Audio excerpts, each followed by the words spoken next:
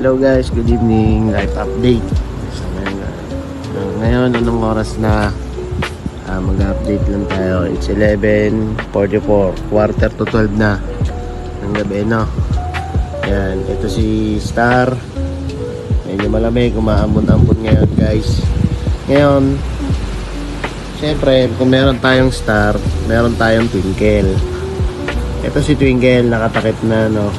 So, almost 1 month na siyang di nagagamit, hindi na mapaandar.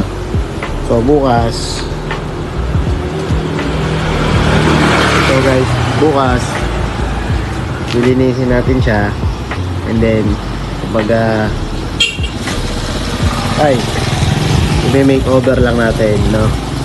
And then lilinisin natin kung anong pwede natin gawin sa kanya. And ayun, update ko kayo bukas kung anong itsura na ni Twinkle. Ngayon, sa mga nakakakilala kay Twinkle, ito siya ngayon. Medyo tulog pa. Gigisingin natin ang dragon, no?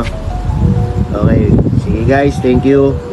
Keep on watching. Thank you sa mga sumusuporta, and then sa mga sponsors natin. Shoutout sa inyo. Maraming salamat and God bless. Bye bye.